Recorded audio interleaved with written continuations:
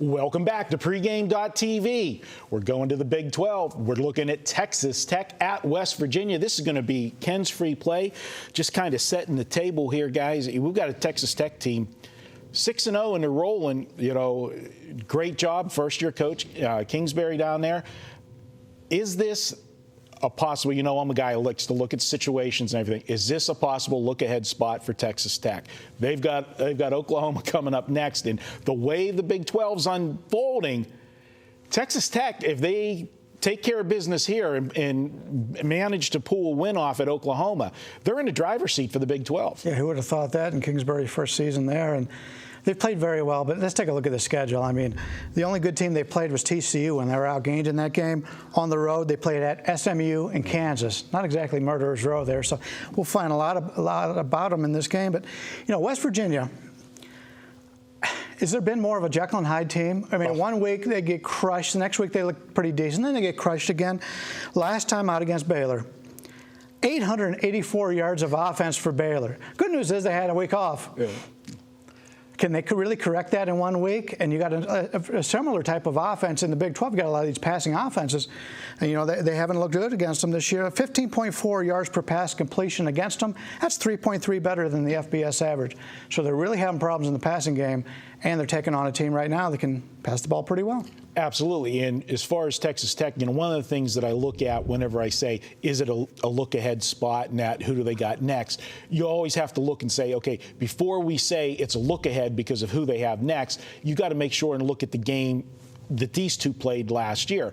And it kind of confirms that they could possibly look past West Virginia, because West Virginia, with a better team last year with Geno Smith at quarterback, Texas Tech took them out behind the woodshed, you know, and pounded them last year. So, you know, they got to figure if we handled West Virginia last year and now West Virginia's not as good as they were last year, and here we are rolling 6-0, I think this is a dangerous spot for them. What do you say, Ken? You know, here's the thing with Holgorsen. He's trying to figure out, first off, who his quarterback is. He's had three guys shuffling in and out of there. Trickett, the transfer from Florida State, and if his shoulder's okay, he'll get the start. You had the true freshman, Ford Childress, who came in, had one good game and one so-so game, but got injured, and then you have Millard as well. So he's got three guys. He's trying to figure continuity out with that offense. He's got some players. He lost his running back, Bowie, early in the year.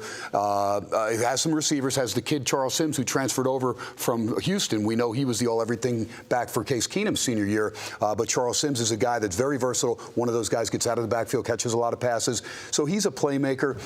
I just think this team, it is a Jekyll and Hyde team. There is no doubt. But, again, there's not been a lot of continuity on the field. A lot of guys have been hurt. And again, Holgorsen's just trying to figure things out because he likes to run it up. He comes from that Oklahoma State team where they put points up at a premium, Bryan. And, you know, now he's seen it at a different level with the Baylor Bears. But if you look at the teams that are pounding West Virginia, it's teams not only that spread it, but that have a very solid running game. And Seastrunk is very solid. Remember, Oklahoma State, West Virginia beat them. Their running game not so good this year. Yeah, and they played Maryland. I think Maryland had really good yards on the ground, too. So. And then Maryland's not very similar, getting blown out to Florida State. Jekyll and Hyde team you talk about there. But, you know, you've got this West Virginia team, like you said, they beat Oklahoma State, and they really were in the game the entire way, you know, with Oklahoma. But, you know, now we look at Oklahoma, and you got to question, really, you know, how good is Oklahoma? I mean, every year they come in, Bob Stoops, you know, they're one of the favorites to win the Big 12, and it seems like, you know, halfway through the season we're scratching our head, you know, what's wrong with Oklahoma? And, you know, they look great at Notre Dame. Is that more of a, you know, that Notre Dame's not good, and then they come back against, you know, Texas, and, you know, Texas, you know, they took it to them. Here's what I noticed in the Texas-Oklahoma game is, they're still kids. They're still 18 to 23-year-old kids because emotion, Texas, Mac Brown, everything he's gone through, they already had him packing his bags after that Red River game. That was supposed to be it. The explanation point on get your bags, get out of here. Thanks for the Vince Young national title. See you. But they came up not only with a win over Oklahoma, but like you said, a dominating win. Now what do the fans think of Mac Brown? Now they're kind of lost in purgatory. Do you think did that one win save his job? I'm not sure it did. They're going to be a disappointment. They've been a disappointment.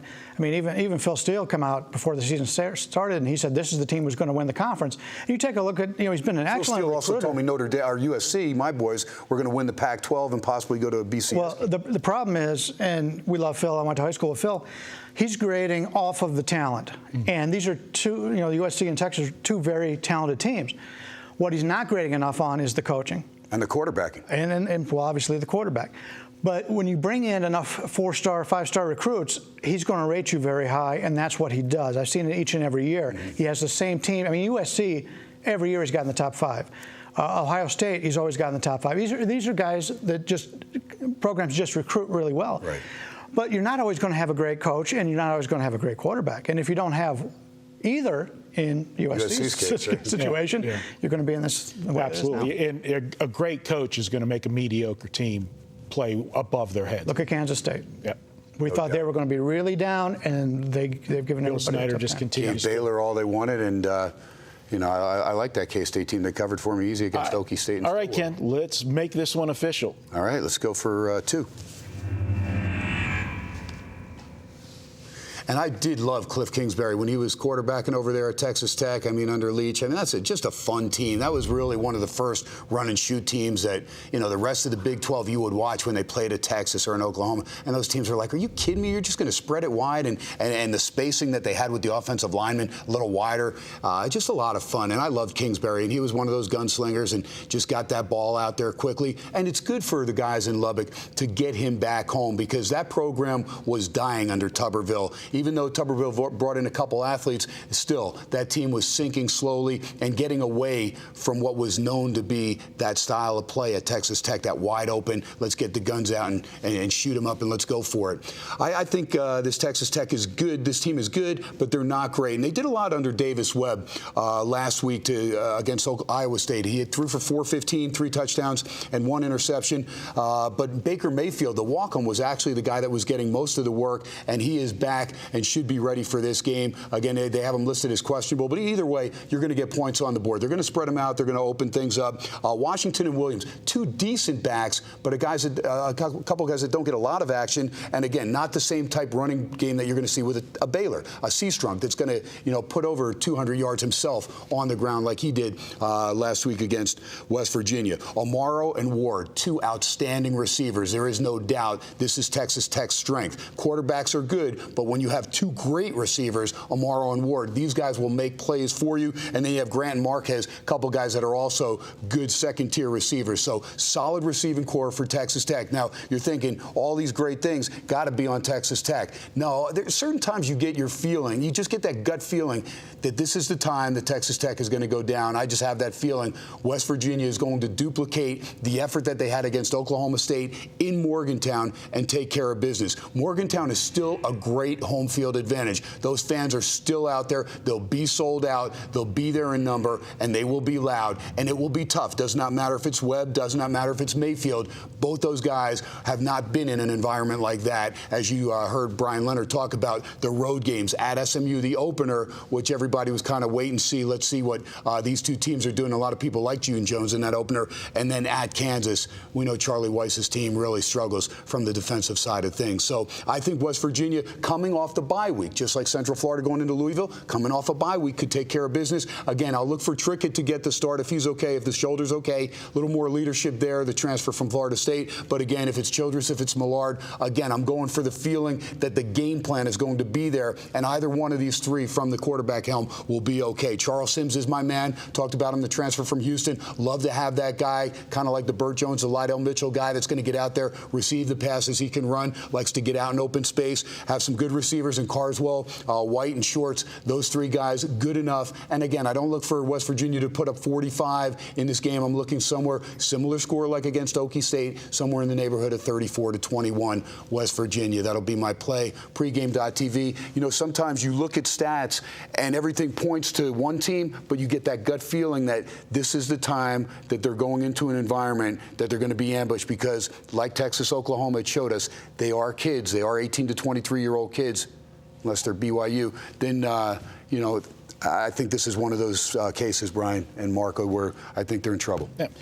Just one thing to close with West Virginia, the way they got drilled, at Baylor, it could have actually been worse in that game. Baylor had 4 turnovers in that game. You think they scored 73 points in all those yards, and they gave away 4 possessions.